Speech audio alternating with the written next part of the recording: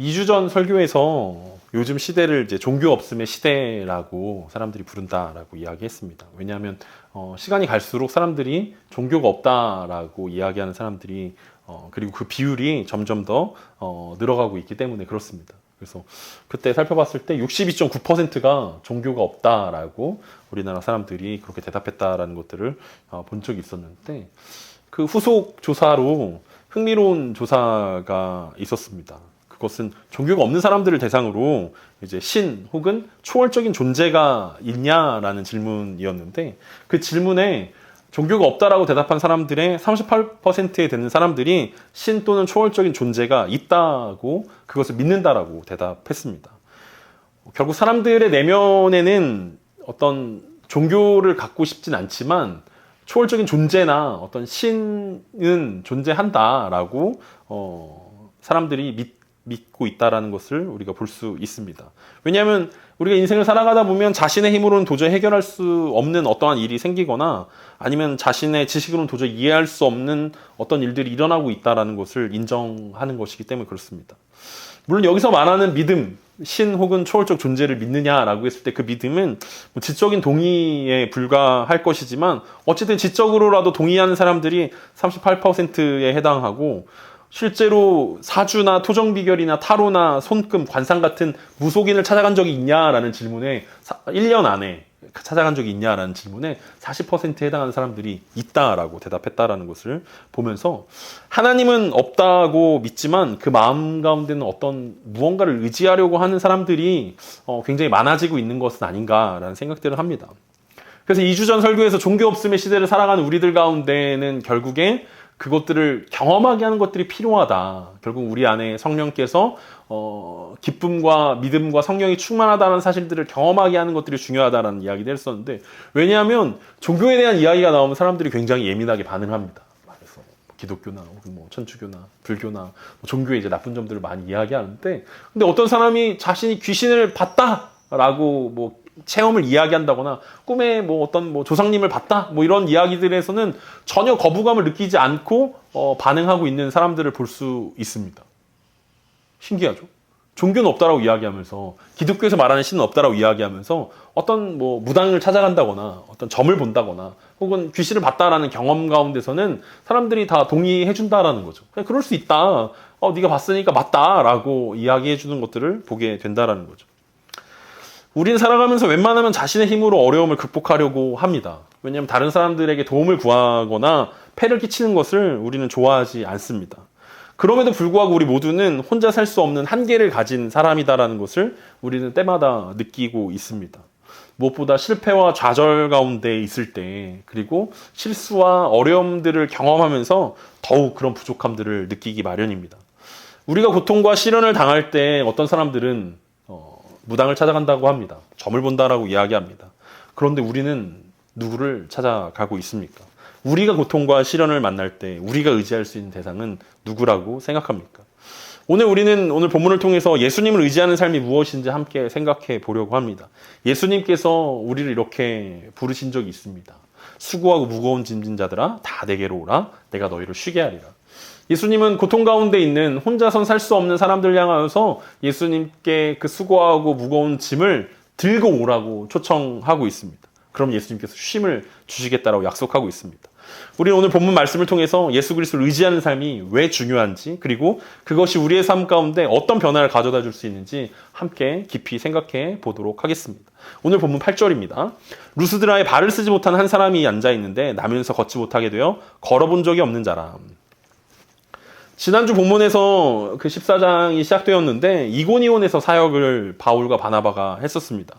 그곳에서 복음을 인정하지 않는 사람들이 바울과 바나바를 돌로 치려는 상황들을 마주하고 또 다른 도시로 이동하여서 복음을 증거했다라는 것이 지난주 말씀이었습니다. 그 지난주에 이동했던 두 도시 중에 하나의 이름이 바로 오늘 본문에 나오는 루스드라였습니다.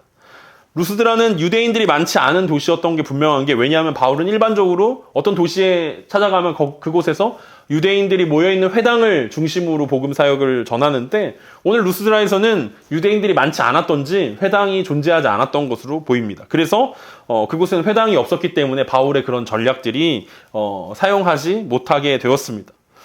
아마 아고라 같은 큰 시민들이 모이는 광장 같은 곳에서 복음을 전했던 것 같습니다. 그래서 성문 앞이나 아고라든지 어쨌든 그곳에서 복음을 전했을 것입니다. 바울과 바나바가 복음을 전하면서 한 사람을 만나게 되었는데 그의 이름이 나와 있지 않기 때문에 그냥 우리는 이 본문에서 나오고 있는 것처럼 발을 쓰지 못한 사람이다 라고 부르고 있습니다. 그의 이름은 나와 있지 않지만 발을 쓰지 못하는 사람이었고 의사였던 누가는 그가 나면서부터 걷지 못하게 되어 한 번도 걸어본 적이 없었다라고 설명하고 있습니다. 그의 이름이나 나이가 자세하게 설명되어 있지 않지만 그의 상황으로 보아 나이가 꽤 있었던 성인이었을 것이고 사람들의 도움이 아니고서는 먹고 살지 못하는 사람들을 의지하면서 살아갈 수밖에 없는 사람이었을 것입니다. 아무도 그의 삶 가운데 주목하지 않았기 때문에 그의 이름이나 나이가 사람들에게 알려지지 않았기 때문에 아마 본문에서도 이름을 불러주지 못하지 않았을까라고 생각해 볼 수 있습니다. 여기까지 보는 순간 우리는 무슨 일이 일어날지 대충 짐작할 수 있습니다. 왜냐하면 이 상황과 똑같은 상황을 우리는 사도행전 3장에서 본 적이 있기 때문에 그렇습니다. 사도행전 3장 1절과 2절을 보면 우리가 잘 알고 있는 베드로와 요한의 이야기가 등장합니다. 수진자매 한번 읽어볼까요? 제9시 기도 시간에 베드로와 요한이 성전에 올라갈 때 나면서 못 걷게 된 이를 사람들이 메고 오니 이는 성전에 들어가는 사람들에게 구걸하기 위하여 날마다 미문이란 성전문에 두는지라. 사람과 장소만 바뀌었을 뿐 내용은 거의 비슷한 장면입니다. 그쵸? 베드로와 요한이 바울과 바나바로 예루살렘 성전 미문이 루스드라 성문으로 바뀌어 있었 뿐이지 이제 똑같은 그 상황과 그 똑같은 그 상황들이 전개되는 것들을 우리는 살펴볼 수 있습니다. 그리고 이제 주님이 일하실 때임을 우리는 모두가 이 본문을 보면서 직감할 수 있습니다. 9절과 10절입니다. 바울이 말하는 것을 듣거늘 바울이 주목하여 구원받을 만한 믿음이 그에게 있는 것을 보고 큰 소리로 이르되 내 발로 바로 일어서라 하니 그 사람이 일어나 걷는지라. 바울이 말하는 것을 나면서부터 걷지 못하던 사람이 들었습니다. 그리고 바울은 그 사람을 보았습니다. 그리고 큰 소리로 내 발로 똑바로 일어서라고 말했고 그 사람이 일어나 걸었습니다. 여러분 생각해보면 이 루스라는 이 성에 많은 사람들이 바울의 설교를 듣고 있고 많은 사람들을 향하여서 바울이 소리를 치고 있는데 유독 이 나면서부터 걷지 못하던 이 사람만 반응하고 있다는 사실들을 우리는 주목해서 볼 필요가 있다는 것입니다. 이 나면서부터 걷지 못하던 이 사람은 다른 사람들과 한 가지가 달랐는데 그것을 바울이 캐치해낸 것입니다. 그는 구원받을 만한 믿음이 있었다라고 누가가 기록하고 있습니다. 많은 사람들이 바울이 전하는 복음을 들었지만 그것을 하나님의 말씀으로 듣는 사람은 이 안진뱅이 한 사람뿐이었다라는 거죠. 많은 사람들이 안진뱅이를 보았지만 안진뱅이 안에 구원받을 만한 믿음이 있는 것을 본 사람은 바로 바울 한 사람밖에 없었다라는 것을 우리 가운데 보여주고 있습니다. 듣기는 들었지만 주님을 의지하지 않고 듣는 사람들은 듣지 못했고 보기는 보았지만 주님을 의지하지 않고 보는 사람들은 보이지 않는 것이 바로 믿음이라는 것이고 믿음의 역사라는 사실들을 오늘 본문이 우리 가운데 말씀하고 있습니다.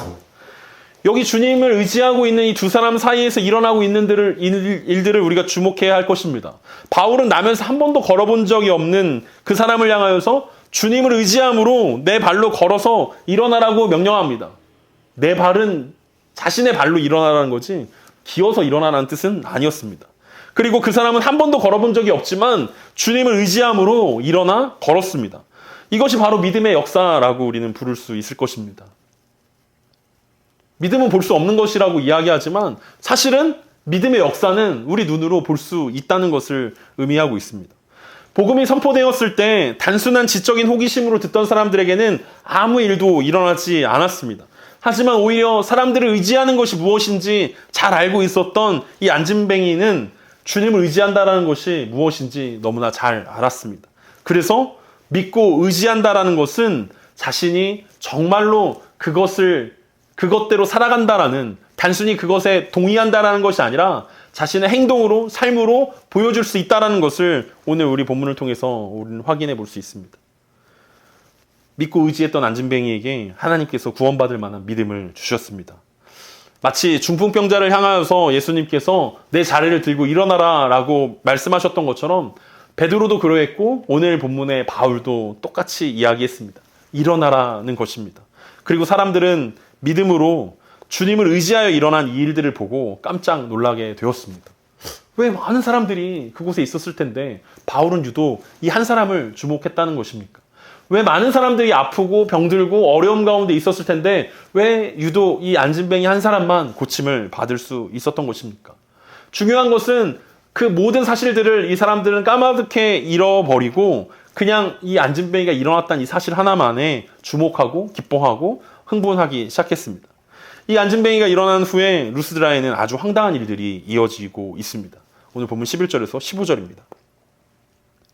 무리가 바울이 한 일을 보고 루가오니아 방언으로 소리질러 이르되 신들이 사람의 형상을 우리 가운데 내려오셨다 하여 바나바는 제우스라 하고 바울은 그 중에 말하는 자이므로 헤르메스라 하더라. 여기까지 보겠습니다. 먼저 믿음의 눈으로 보고 있지 않았던 사람들은 이 일을 바울이 해냈다라고 생각했습니다.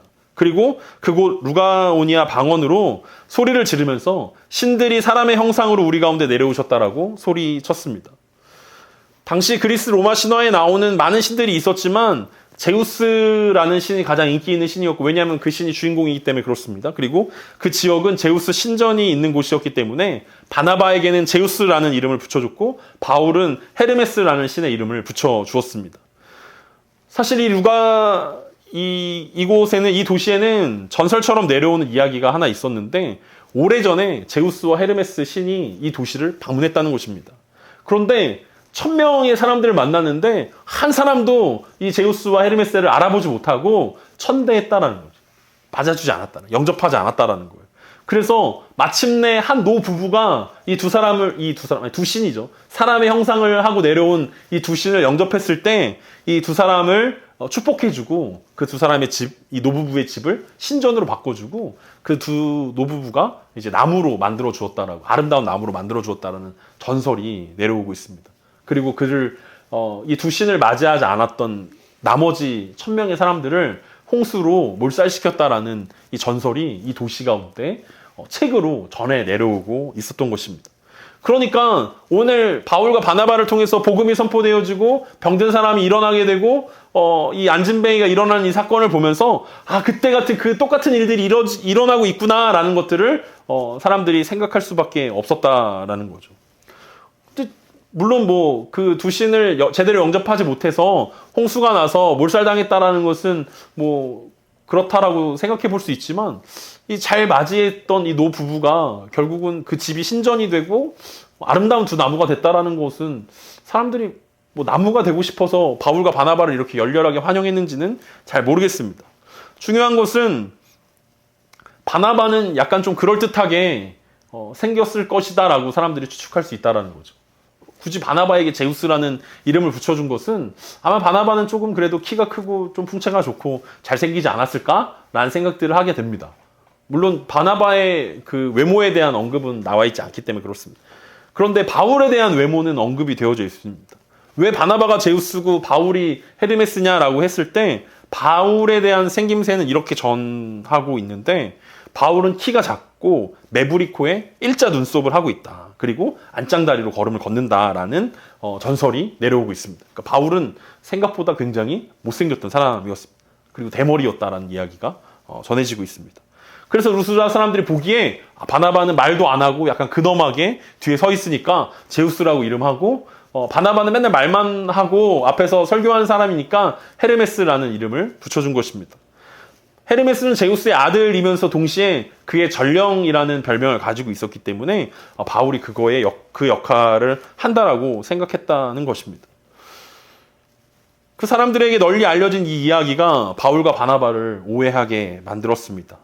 바울의 기적을 본 사람들은 그때의 그 두려움을 그대로 느끼게 되었습니다. 혹시 이번에도 제우스와 헤르메스를 환대하지 못해서 도시에 큰 재앙이 일어날까 두려워하기 시작했다는 것입니다. 그래서 그들을 환영하기 위해서 사람들이 모였습니다. 13절부터 15절입니다.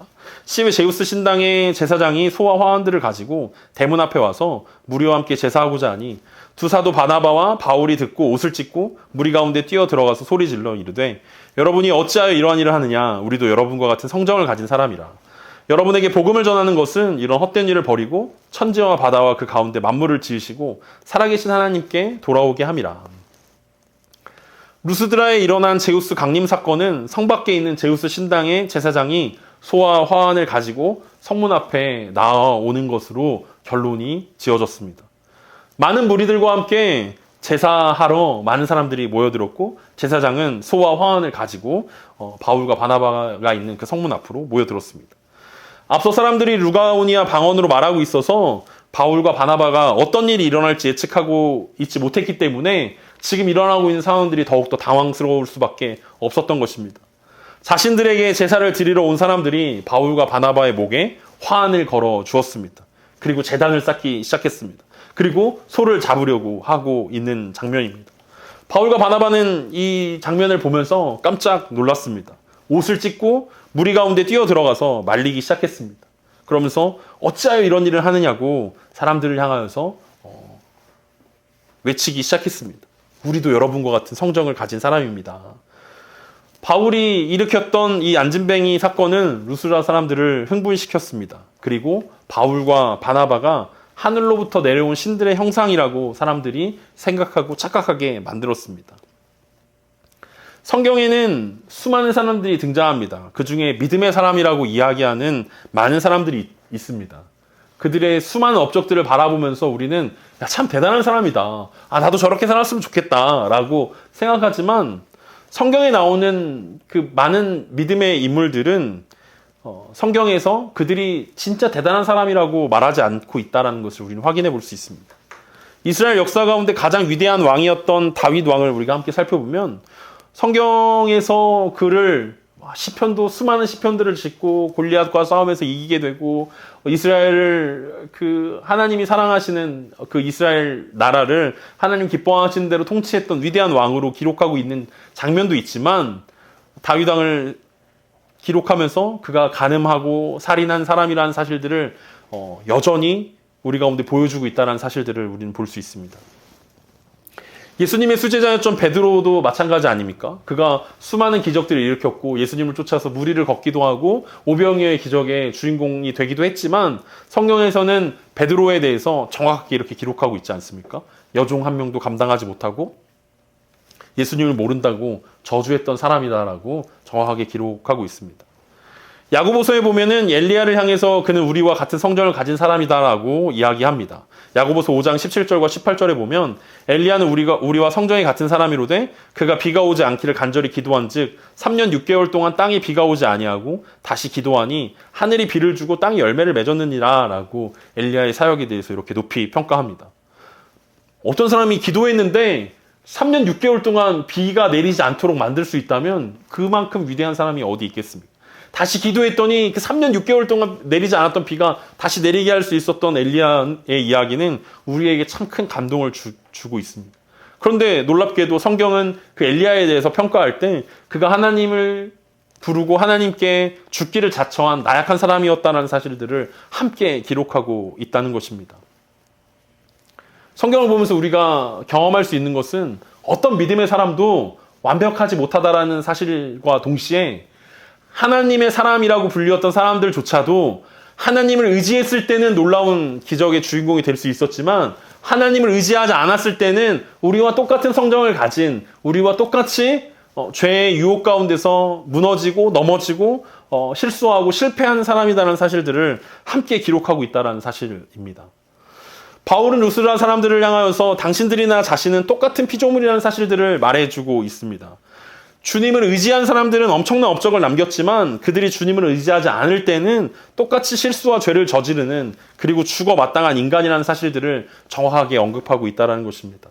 그래서 오늘 바울이 일으켰던 이 루스드라에 나면서부터 걷지 못했던 사람을 일으켰던 이 사건은 자신이 한 일이 아니라 자신이 의지하고 있는 하나님께서 하신 일들이라는 사실들을 이 루스드라 사람들을 향하여서 선포하고 외치고 있는 것입니다.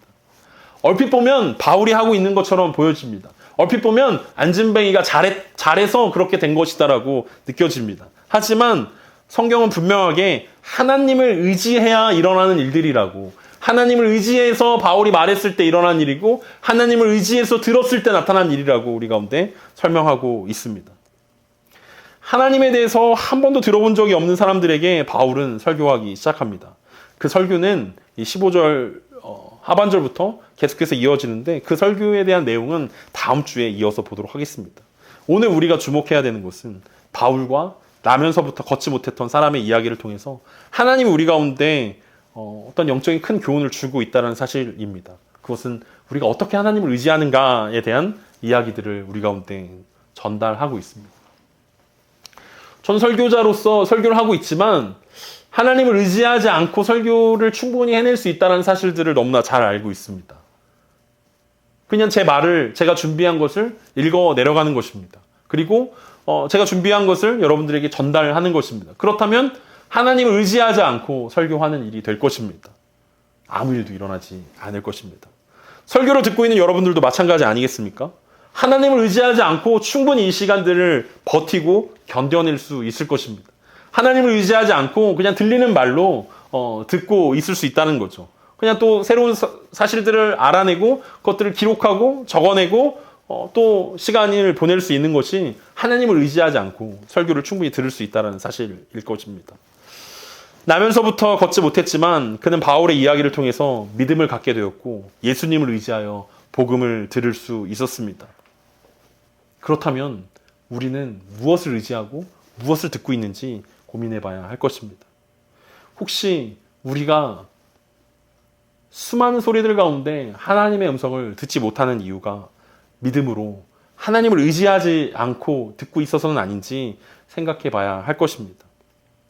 예수님을 의지하여 예수님이라는 보청기를 끼고 들어야 하나님의 메시지가 분명하게 들릴 텐데 우리 귀에 그냥 수많은 소리 가운데 하나로 들리고 있다면 그것은 우리가 주님을 의지하지 않고 듣고 있다라는 사실일 것입니다. 바울은 예수님을 의지하여 주변을 둘러보았을 때 구원 얻을 만한 믿음이 이 안진뱅이에게 있었다라는 사실들을 볼 수 있었습니다. 그렇다면 우리가 지금 보고 있는 것은 무엇입니까? 믿음으로 주님을 의지하여서 주님의 렌즈로 세상을 바라봐야 어디서 하나님이 역사하시고 어디서 어떻게 하나님께서 일하시는지 우리가 볼 수 있을 텐데 그냥 맨눈으로 세상의 가치관으로 세상의 눈으로 세상을 바라보니까 도대체 믿음이 어디서 역사하고 어떻게 역사하는지 우리 눈엔 도무지 보이지 않는다라는 것입니다. 바울이 고치고 싶다고 아무나 고치는 것도 아니었고 고침받고 싶다고 아무나 고침받는 것도 아니었습니다. 믿음의 눈으로 보아야 하나님의 일하심을 볼 수 있고 믿음의 입으로 선포해야 하나님의 일하심을 선포할 수 있다는 것입니다.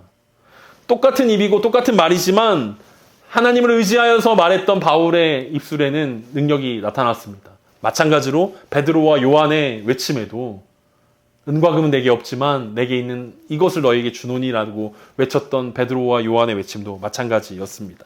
믿음으로 믿음의 입으로 주님을 의지하여 선포할 때 하나님의 일을 제대로 선포할 수 있다는 것입니다. 예수님을 의지하여서 일어나라고 말했던 것처럼 우리의 입술에도 예수님을 의지하는 우리의 입술이 되었으면 좋겠습니다. 예수님을 의지하여서 일어나라고 외친다면 우리 주변에 앉아있는 그 영혼들에게 그리고 우리 주변에 일어나지 못하는 영혼들에게 우리 주변에 낙심하고 있는 그 영혼들에게 주님을 의지하여 일어나라고 했을 때 분명히 영혼이 흔들리고 영혼이 반응하는 그 역사들을 우리는 보게 될 것입니다. 바울처럼 우리도 믿음의 눈으로 주변을 둘러볼 수 있었으면 좋겠습니다. 그리고 우리 자신을 돌아볼 수 있었으면 좋겠습니다. 혹시 우리 주변에 두려움 가운데, 절망 가운데, 실패와 좌절 가운데 방황하는 영혼들을 볼 수 있는 눈이 우리 가운데 필요하지 않습니까? 혹시 우리 내면 가운데 우리 스스로가 그렇게 살고 있지는 않습니까? 주님을 의지하지 않아서 세상의 파도 가운데 두려움과 절망과 실패와 좌절감 가운데 혹시 살아가고 있지는 않습니까? 그렇다면 그 안에서 역사하시는 작은 믿음들을 발견해야 할 때입니다. 바울처럼 베드로처럼 말할 수 있어야 할 것입니다. 주님을 의지하여 주변을 향하여서 일어나 걸으라고 선포하십시오. 그리고 우리의 내면을 향하여서 일어나 걸으라고 이야기하십시오. 그럴 때 정말 하나님의 역사가 나타나게 될 것입니다. 하루하루 세상을 살아가면서 우리가 배워야 하는 것은 단순히 예수님이 우리를 위해서 죽으셨고 우리가 주님 때문에 영생을 얻게 되었다라는 그 사실이 아닐 것입니다. 그 사실이 우리 가운데 분명한 힘이 되고 위로가 되고 은혜가 되지만 그거 하나만으로는 세상을 살아가기가 부족하다라는 것을 우리는 이야기할 수밖에 없습니다. 왜냐하면 구원이라는 것은 죽어 있는 것이 아니라 그 시점 가운데 머물러 있는 것이 아니라 자라나야 하는 것이기 때문에 그렇습니다. 우리가 주님을 의지하는 방법들을 배워가지 않으면 우리는 어린아이의 신앙에 머무를 수밖에 없다는 것입니다. 주님을 의지해서 보고, 듣고, 말하고, 행하는 것들을 배워야 할 것입니다. 그래야 주님을 닮아갈 수 있고, 그래야 주님의 사명들을 우리가 감당할 수 있게 될 것입니다. 한 주를 살아가면서 삶 속에서 우리가 주님을 의지하는 것들을 배워봅시다. 예수님을 의지했더니 우리의 눈이 믿음의 눈으로 열리더라. 주님을 의지했더니 우리의 입을 통해서 주님의 역사가 나타나더라. 주님을 의지했더니 믿음의 눈으로 우리를 온전케 하시는 그리스도가 우리 눈앞에 보이더라 라고 말할 수 있는 저 여러분 되었으면 좋겠습니다. 많은 사람들이 하나님이 아닌 다른 것들 가운데 그들의 마음을 빼앗기고 그것들을 의지하려고 노력하는 시대를 살아가고 있습니다. 그들이 우리의 말을 신뢰하지 않는 이유는 무엇입니까? 우리가 단순히 멈춰있는 지식을, 멈춰있는 진리를 선포하려고 하기 때문은 아닙니까? 우리가 하루하루 주님을 의지함으로 살아있는 메시지들을 전달할 때 우리도 일어나 걸을 수 있고 주변에 걷지 못하는 자들을 향하여서, 영적인 안진뱅이들을 향하여서 일어나 걸으라고 선포할 수 있는 저 여러분 되기를 간절히 소망합니다.